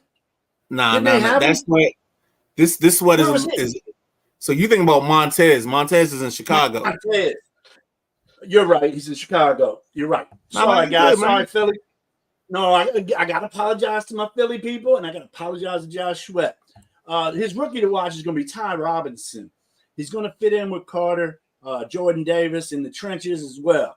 So, yeah, Ty Robinson's a bull. I like him. So that's Chris's look for, as he says, and it is true, his Super Bowl champ Philadelphia Eagles outlook. And then we got Matty coming in. This is the one I was waiting on. That's why I said it early.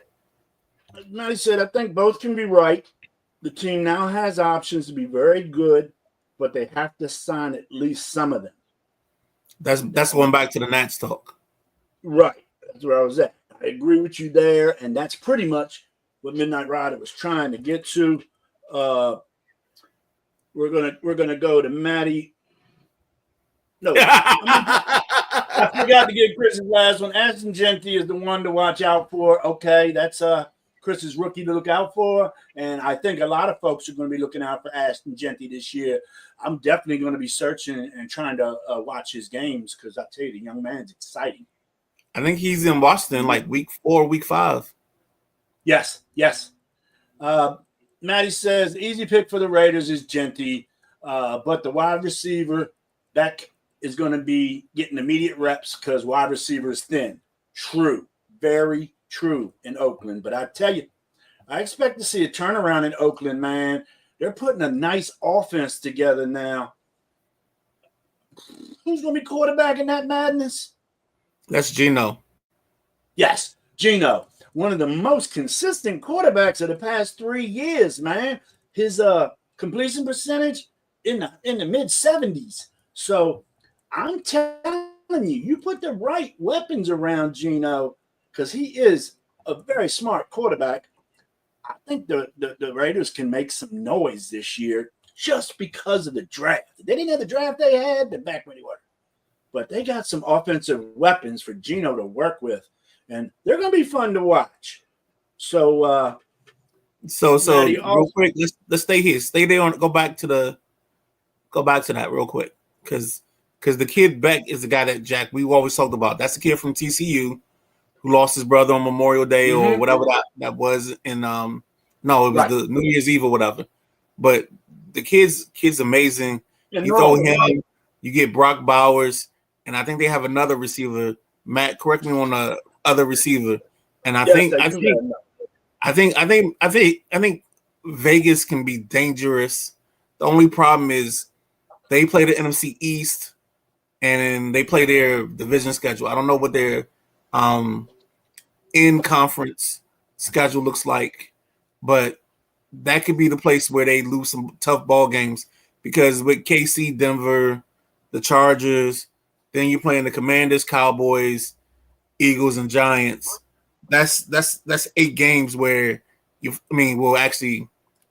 11 games where you're fighting pretty heavy and pretty hard. You hit with some heavy hitters. Yeah, they do have a pretty tough schedule. I'm looking at it right now, man. It could be lights out.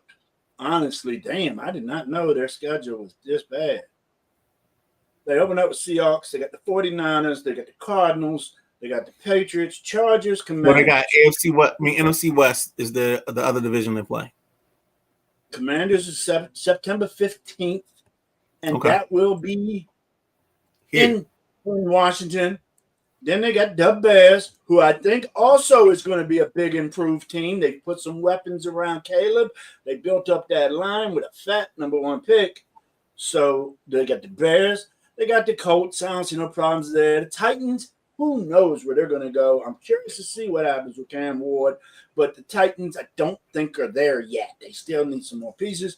They got the Chiefs. They got the Jags. They got the Broncos. They got to come down and see Bo Nix and Mile High. They got the Cowboys. Goddamn, who knows, man? Just grab some dice and throw it. You might figure out what the Cowboys going to do. I think if Dak's healthy, if Dak's healthy, the Cowboys are in the mix.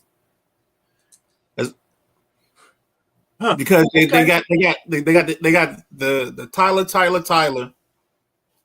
If you think about if it was a music group, they'd be Tony. But they got Tyler. on their line. I think one's a tackle, one's a guard, and the other one's another tackle. I can't remember how that plays out, but the Cowboys line will be good this year. Yes. And I think their running backs are sufficient enough. I've always loved Javonte Williams. It's probably me and Mama Williams, probably his two biggest fans. And he's coming off of 2 years with 2 bad leg injuries. But if he can be somewhat healthy and he can be somewhat close to what he used to be, I mean, I think Dallas got a steal. And then they come off the bench with the kid Blue from Texas, that fast running back, and that joker can fly. So you give him some daylight. I think Dallas has options. I mean, we're in that spot this time of year where everybody looks really good. You know what I'm saying? It's like that 2 a.m. in the club when the lights, right before the lights come on. Like everybody looks good right now. But the Raiders play a lot of the young guns this year. If you look at their schedule, Kyler Murray, they got that boy in New England, Drake May, quarterback in New England. Drake May. They got the young boy in with the Chargers. Justin Herbert. They got Williams in the Bears. They got the Titans with the number 1 pick. Then they got Chiefs with NFL MVP Mahomes. Then they got the Broncos with Knicks. Then they got the Browns with probably Shedeur Sanders, definitely by November 23rd. Broncos again, of course. Then they got the Eagles. Then they got this revamped Giants team that I'm looking forward to see playing this year. And then they end the season with the Chiefs, which might be important. But I don't know, man. I might get him a game or two over 500 with a schedule like that. So that I think a game or two over 500 for the Vegas would be considered a huge success. So I think we need to look for their number in Vegas. Like look for their win total, because that might be something we might want to look at into as an investment. Okay. And then Matty comes in and says Cleveland's quarterback situation is still going to be a dumpster fire. However they can mishandle it, they will. Ooh, I hope not. I agree. I don't. Yeah, but I don't think there's that many avenues to go down, like to make it a fire. It should be clean cut. This quarterback's it. We're going to get rid of this guy. Somebody's got to go. So I don't know. When Matty comes back on me, you say no, I say yes.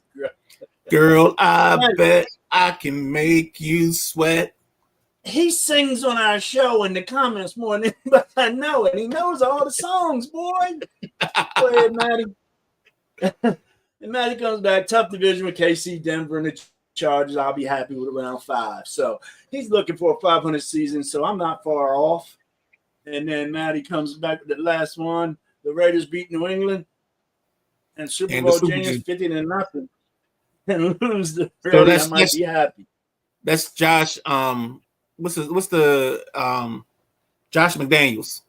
That's the super genius he's talking about. Yes, got you. So that's where we was. That's where we were at on that, man. Where did I? Okay, we're gonna. We left us off on the rookies. No, we left it off on the rookies. So yeah, we still had another one to say. So for me, go ahead. No, you go. I'm looking forward to that boy McMillan in Carolina. I really think he can help. No quarterback got benched. Bryce Young. I think he can really help Bryce Young's game. That McMillan, he is quick. He creates space. He's the best receiver that came off the board. And I'll say that over Travis Hunter or that TCU boy. This guy McMillan is going to be sick. So that's my other rookie that I'm really anxious to see. Jackson Dart and McMillan over in Carolina. I'm gonna go. You know me. I'm gonna go further out in the waters. So like if we're fishing close to shore, I'm gonna go way out a little bit. No, you won't. You ain't fishing, number one, and you definitely ain't going. We going out in the waters, dog. And with this, yeah, I'm gonna put my floaties on because you got the right team. think you got the wrong receiver. I think Jimmy Horn in Carolina coming out of the slot. If they play him as a true slot, I love the kid at Colorado. I thought the Commanders should have taken him, but the Commanders took Lane, who I think is another kid that's going to be trouble. I think Jalen Lane. I think the number, everything that I see on him. I just see Terry. I see Terry 2.0. So I got high expectations for Jalen Lane. I have high expectations for Jimmy Horn. I think another guy that's going to be crazy is in Philadelphia. I think Jahad Campbell fits them so much to a T, the linebacker out of Alabama, that I don't know what's going on or how teams are going to function, but that does get them 3 linebackers. So maybe they put Braun or Bond, the kid that they got from New Orleans, maybe they put him in a more traditional edge role because they just got rid of Bryce Huff. So they could put Braun on the edge, and then you got Jahad Campbell and Nakobe Dean as your 2 linebackers in the middle, because most teams are running with 2 linebackers. I think that's another one. I think the Texas kid that they drafted, I think is a safety, Mabuke, is another person for Philly. That's if we go to the Giants. I mean, Abdul Carter is just the easy answer for them, so I'm not getting us too deep in the water there. Dallas, I think the kid Blue, the running back from Texas, and I think Booker fits them so well because you're losing Zach Martin, but you're plugging in a guy that I think can be a 10-year, 12-year guard. Anybody else that I can think of off the top of my head before we move on that I think is an absolute fit? Amari and Hampton in Denver. Yes, sir. I think I might put him. If I didn't love Genty, I think Amari and Hampton or Quinshawn Judkins might be my 2 next options for Rookie of the Year on the offensive side from running backs. Okay. I can keep going, but I'm gonna stop here. I guess we were talking about them Giants earlier, man. Scatbo over in New York. I knew you were bringing him up. That's why I didn't say his name. When you started talking about the kid from Carolina, it just made me think of Scatbo. Serious, man. Look for the Giants to make some offensive noise, man. They just got rookie after rookie over there that I think is really going to help that squad. And they got neighbors from last year who had a pretty job rookie season. Yeah. So I hated that it's my NFC East foes, but they're looking good, and Philly looking good too, because I don't feel Philly lost much. But that's where I'm at. The sledding gonna be tough. We're gonna since we NFC East. I'm talking Commanders. Let's go. I want to see what's up with you, Midnight Rider, with our Washington Commanders. What right now makes you feel good? O-line. I think it's Bingo. mixed. Bingo. I think. Go ahead. The floor is yours, partner. No. I just think they've put enough pieces in place that the 5 that you're going to see is going to be dangerous. And the question for them and how good they're going to be is going to be health. I think the first question is, can we get Connolly's strength level up to what it needs to be? Because we got to get him stronger. I think you can do that. I think you can do that, but you might have to play him weak side. So I mean, he's either a right tackle or a left guard. I think that's his scenario. And I think Brandon Coleman is the person that plays the other spot. So if Connolly isn't playing right tackle, then Coleman is, and vice versa. And I think Wally becomes your right guard until Cosme can come back. And then you have you have Allegretti as your backup. Your swing tackle could be anybody because you got a bunch of tackles on the line. So you can kind of pick your swing tackle and then you put Scott in the other spot. So I think that's the spot I feel really good about with this team. What about you, Jack? Well, the way preseason, well, I'm not sorry, not preseason, but these early workouts are going right now, man. Trey Amos is getting big raves down there. Yeah. John Riggins loves him. John Riggins said this dude's going to be a game changer. So I like what's going on with Trey Amos. My number one was O-line, definitely O-line, because, last year I thought we were pretty solid everywhere but O-line and defensive backfield, safety, corner, shit like that. So it sounds like, us shoring up the O-line the way we did and then getting this hit on Trey Amos. I think he was the 60th pick or so. He should have been picked way earlier. I think we got a steal in him. So that's what I'm excited about for Washington. Let me see. None of the Washington fans have chimed in on any of this. If you're in the studio and you got a squad, anybody on your squad, let us know what Washington guys are making you feel good, opening your eyes. Midnight Rider, let's jump over then to what scares you in Washington. What's the deal in Washington that got you a little bit at ease and you hope it gets straightened out sooner rather than later? Linebacker. I like Bobby Wagner. I like Lulu. But if something happens to one of those two, what's next? I know we drafted the kid Madrano from UCLA. I know you have the kid McGee, but the problem McGee has shown me is he hasn't been able to be healthy. So I worry about if we have to get into our depth at that position, what does it look like? And can we keep it, or can we be successful with what we have in place? Okay, I see that, and I'm right there in the same area as you with some concerns. I'm not going to use the word scared on my side. I'm just going to call it a concern. And linebackers definitely. Who's going to play where?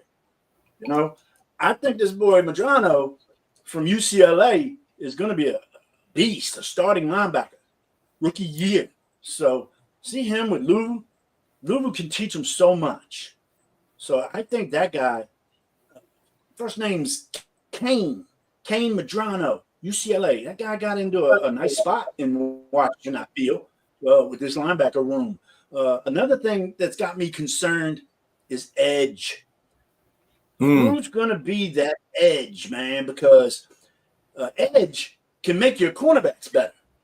You get on the quarterback, get him all shook up back there, stuff, that makes your cornerbacks better. But if you can't get no pressure, them cornerbacks can't check them guys forever. So I'm concerned about Washington's edge rush. And that can be mixed in to a parfait with the linebacker core. What linebackers are going to be where is what I think. So that is what I got on that, Midnight Rider. I'm with you. Where we at, bro? I think let's just go down the home stretch. Yeah, I think we're done wrap this one up, man. Looks really good. I do not have a banner that I need right now. But Jack Carr's all right. I got it. Let's wrap it up, B.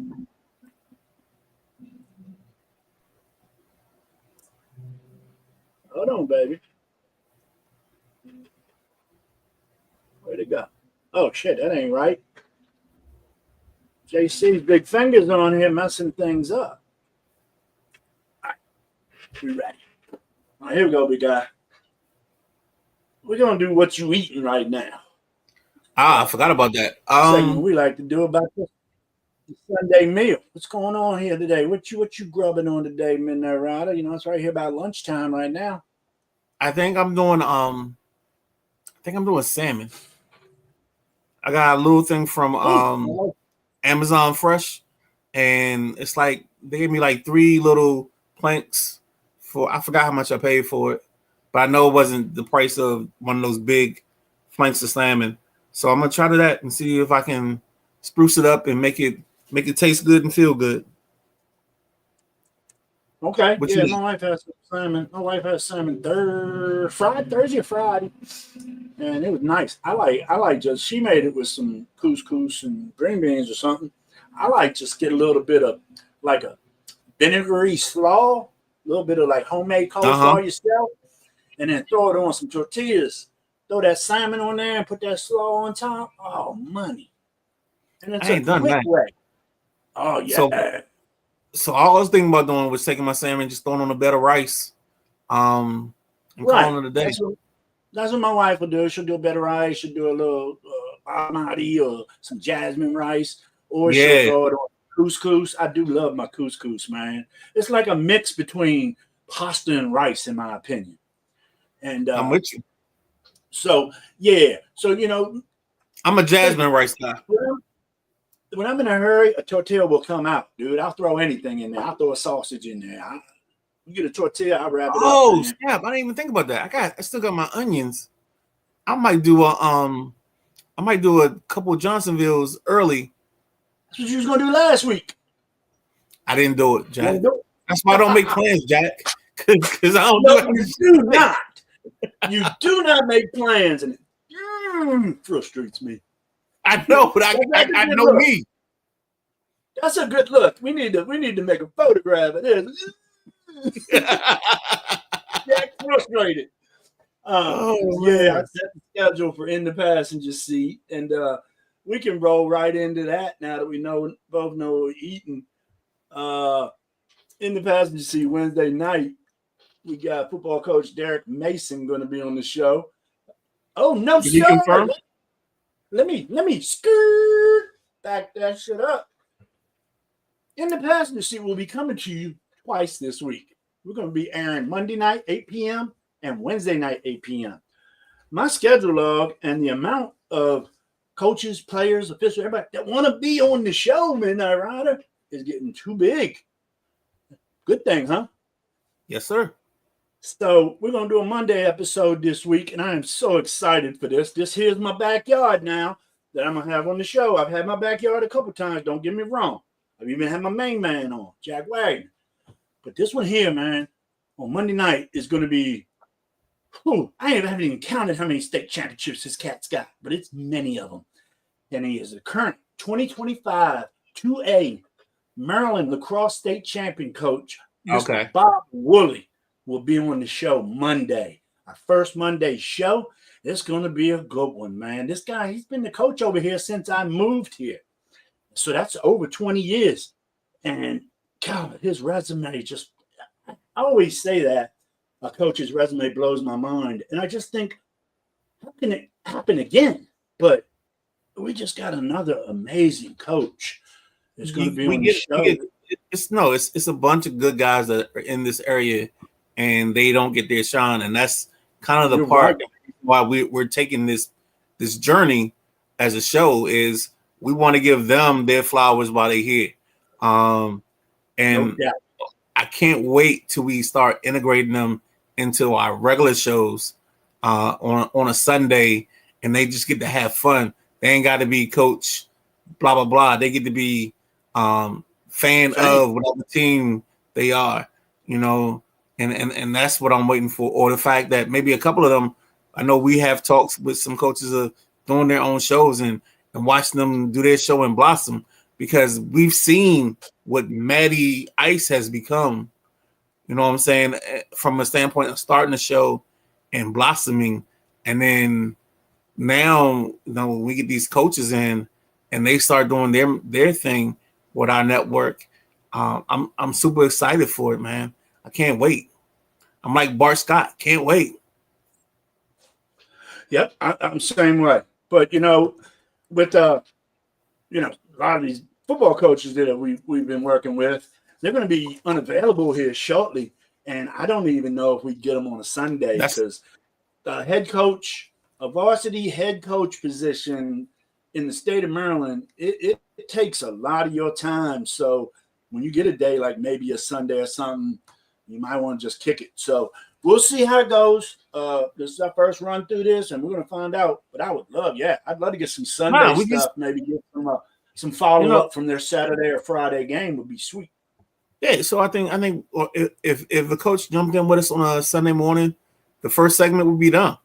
Let's talk about your Saturday night, your Friday night, whatever you played, how your team worked out. You know what I'm saying?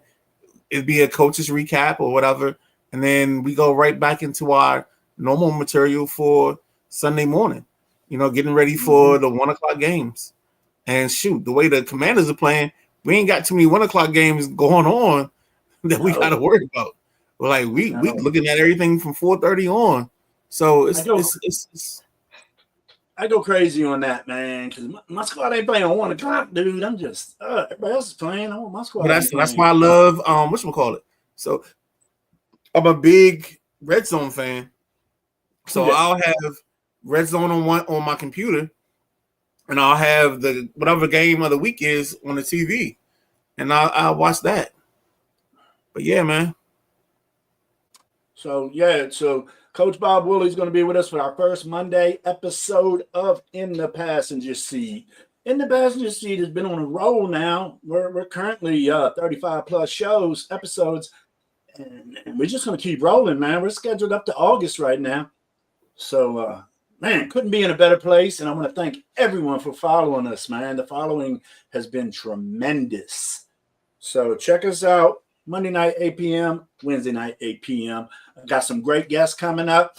Got a high school baseball umpire going to tell me the ins and outs of what he's gone through this high school season. He also does fast pitch softball. He's going to be a good talk.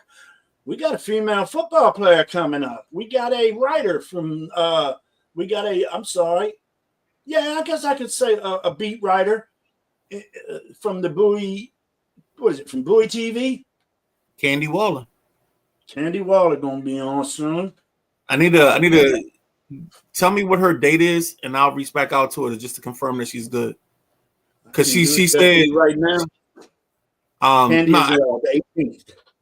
Okay, so because I know she's got training camp and all that coming up soon, so I know we wanted to get her in and out before she got busy.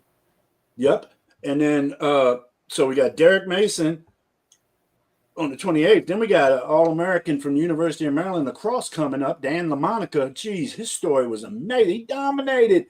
One of the baddest lacrosse players ever come out of the University of Maryland. He's going to be on our squad, on our show, and that's going to be interesting for me, Midnight Rider, because it's our first lacrosse conversation. And I learned lacrosse by following Jack Wagner's son, Drew, play over at South River, and I followed it from watching Coach Bob Woolley over here at Kent Island. So I know a little bit more about lacrosse than I did growing up, because growing up, baseball, man. So, just look forward to In the Passenger Seat this week. We got 2 banging shows coming, so and keep that.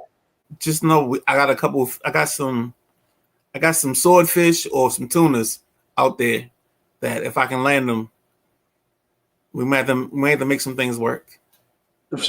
You don't even want to know, baby. My man, I'm telling you, we got this event coming up next Sunday. So we should roll out a little bit after the show to meet up, guys. Next Sunday, right. we're going to Rosecroft Raceway. What is that considered? Temple Hills or Oxon Hill? It's in Maryland. It's both. Yeah, because you go.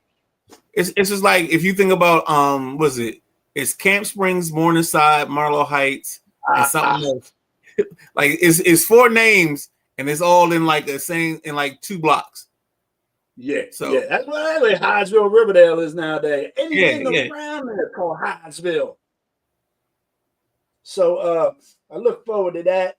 I've never been to Rosecroft for an event other than the racing, so that's going to be fun. We're supposed to be getting the VIP treatment, so this here's thank you so much to my guy, and he's going to be the new advertising sponsorship director for Sideline Junkies Podcast Network, and I look forward to seeing big things out of what Rob Randall does for us. I got to give him a call on my way to the ball field, matter of fact. So, man, there's just big things happen with this Junkie Sideline, the Sideline Junkies Podcast Network, man. We everywhere, baby. It's fun. It's been so fun. So, is that all you got there, Midnight Rider? Oh, you gotta set that up right, baby. Ah, go ahead. Which nah, one? It's we the Sideline Junkies. Everywhere, baby. There you go. You can't just throw that away. That's the line. That's the tagline. That is my line. That's our brand. That's our Pepsi, baby. Yep. So it's our Blue Magic. We guarantee it. We staying by it. The first show, I get a little hosting and producing action, and we go way over time. I'm not going to say it because we did. So for myself, the Gentleman Jack, this right here is the guy, the Midnight Rider, man. We possibly going to be together again tomorrow night. Tune in, 8 p.m. Midnight Rider, we're going to get out of here, I reckon. All right, let's go, man. All right, now. Let's go as soon as I get you. You got it? I can do it if you stay in the studio. I got you.